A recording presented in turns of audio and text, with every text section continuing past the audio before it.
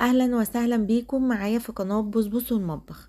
كنت عامله لكم ريفيو كده عن الفوط بتاعه ايكوي قبل كده. النهارده بقى جايه لكم ان انا اوريكم الاستخدام بتاع فوطه الدهون اللي لونها موف.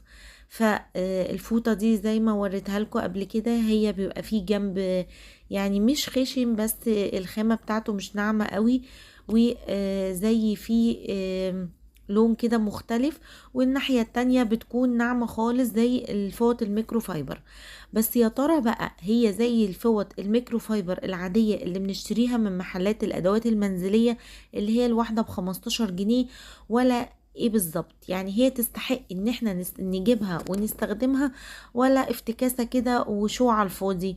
فدلوقتي انا بوريها لكم بس كده شكلها من بره، وكمان بنستخدم معاها الصابونة اللي جاية معاها عشان ننضفها، مش بنستخدم اي كيماويات خالص. وكمان بنستخدم الصابونة لو الدهون صعبة شوية. بصوا بقى، انا سبت البوتاجاز لغاية ما جاب اخره، يعني اشتكى مني.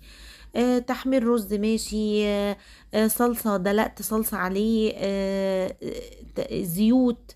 شايفين الزيوت طالعة في ايديا عاملة ازاي؟ لبن اتكب منه حبة.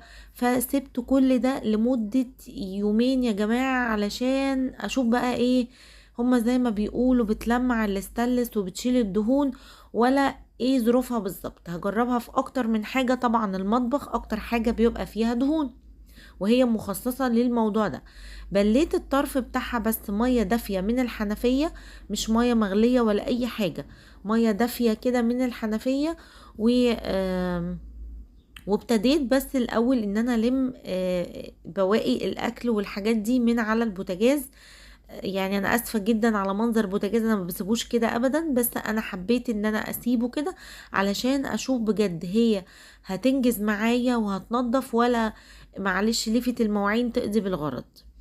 فابتديت الم بس الرز والحاجات المتبقية دي، وبعد كده بليتها مية دافية تاني، وابتديت ان انا امشي كده عليها علشان على البوتاجاز والعيون بتاعته، علشان اشوف هي هتعمل ايه. بصوا، هو مبدئيا كده بتنظف، بس هي مش عايزة آه، البوتاجاز او الدهون تبقى صعبة قوي. يعني الاستخدام اليومي حلوة جدا. بصوا، الظهر بتاع البوتاجاز ده بيبقى فيه دهون كده لازقة، بجد بتبقى يعني انا بقعد ممكن ادعك فيها حبة علشان تطلع ما بتطلعش بسهولة.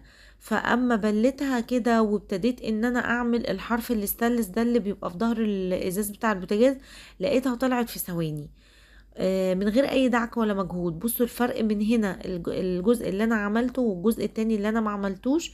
انا بوريكم حرف الفوطة اللي انا شغالة بيه عشان تتأكدوا ان انا يعني استخدمت الجزء ده من الفوطة.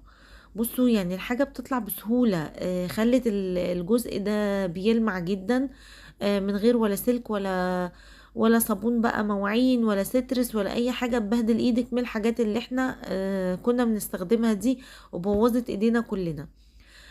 بصي خليتها زي المراية، يعني الجزء اللي انا كنت بنضف بيه شايفين شكله بقى عامل ازاي من الفوطة. جينا بقى للشباك بتاع المطبخ، الألموتال بتاع المطبخ، زي ما انتوا شايفين كده عليه دهون وعليه تبخير كده، طبعا مطرح ما اي حاجة بتغلي فبتطلع البخار على الحرف ده، عشان ده المقابل على طول، يعني فوقيه على طول، تحتيه قصدي على طول الازاز بتاع البوتاجاز. فانا نزلت الازاز وابتديت ان انا ادعك الجزء ده كده بالفوطه، مش دعك يعني مهلك، يعني مجرد ان انت بتروحي وتيجي كده كذا مره. آه لقيتها نورت ولمعت، وبعد كده بنشف بالجزء اللي هو اللي من ورا اللي هو الناعم شويه. سبتها بس وهوريها لكم تاني عما تنشف عشان تبان ان هي نطفت. طبعا عيون البوتاجاز دي بتزهقنا، وكنا بنغسلها بقى نقعد ندعك فيها وايدينا تتبري يعني من واحنا بنعملها، وبتبقى صغيرة كده وبتضايق. فابتديت ان انا اخدها كده وانضفها كده بالفوطة. آه، انا كل ده بشتغل من غير اي صابون ولا اي كيميكال خالص. لا، شايفين شكلها بقى بيلمع ازاي ونورت. اه مش كل الدهون طلعت اللي فيها، بس بجد لمعت جدا. الحيطة طبعا اللي جنب البوتاجاز، انا السيراميك عندي هنا فيه نقر كده لونها هي منها فيها عاملة شبه نقط الزيت، بس هو مش زيت، هي منقرشة كده اللون ده كده بتاعها. طبعا انا علشان على طول ايدي فيه فمش بيتوسخ، دايما بنضفه، مش بستنى لغاية ما يتبهدل. فابتديت ان انا برضو اخد الجزء اللي جنب البوتاجاز ده، وابتديت ان انا اروح واجي كده بالفوطة، بجد نورت وبقى شكلها تحفة.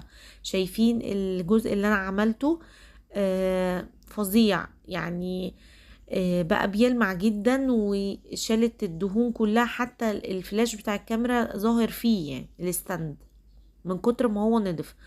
للحوامل بقى حبيت اسهل الموضوع على نفسي شوية، وقلت اجرب ايه الصابونة.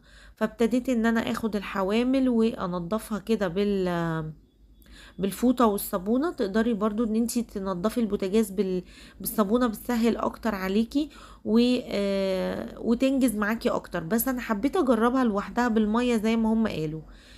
زي ما انتوا شايفين ابتدت تنضف بسهولة. بس في الحوامل انا حسيتها عادية للصراحة، يعني حسيتها عادي، يعني زيها زي الفوطة الميكرو فايبر العادي.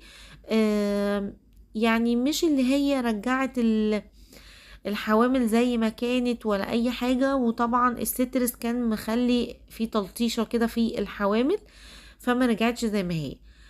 بعد ما بنخلص بقى بننضفها كده بالمية والصابونة اللي جاية معاها، يا دوبك بتدعكيها دعكة بسيطة جدا، بترجع يعني قشطة زي ما كانت. طبعا الفوط دي يا جماعة مش بتتنشر في الشمس، انتي بتغسليها كده وعصريها كويس وحطيها في المطبخ تنشف. مش بتتعرض للشمس عشان تحافظي عليها وتقعد معاكي وقت اطول، هما كاتبين كده في التعليمات بتاعتهم. زي ما انتوا شايفين كده رجعت نظيفة جدا، ما فيهاش اي حاجة. تقدري بقى تنضفي بيها المطبخ كله، تقدري تعملي بيها التوابل الألموتال بتاع المطبخ، تعملي بيها حاجات كتير قوي. بصوا دي النتيجة اللي انا وصلت لها من الفوطة. عجبتني مش ما عجبتنيش، بس مش عايزة البوتاجاز يبقى متبهدل قوي او عليه دهون كتير قوي، يعني هي للاستخدام اليومي حلوة. بالنسبة للسيراميك المطبخ كانت هايلة، عجبتني جدا. نورت كده الجزء ده، وادي الازاز بتاع المطبخ اللي انا حاطه عليه ستيكر كده، فبرضو عملته طلعت منه دهون. والشباك بتاع المطبخ عملت الجزء اللي تحت بس، وسبت الجزء اللي فوق علشان ابقى اعمله مع الشفاط. انا سايبه الشفاط لغايه ما يجيب اخره، علشان اما اعمله معاكم يظهر بقى النظافه بتاعته. وده كده كان ريفيو صغير عن فوطة الدهون من شركة ايكواي. يا رب يكون خفيف عليكم وفدتكم بحاجة، واستنوا فيديوهات كتير عن الفوط التانية.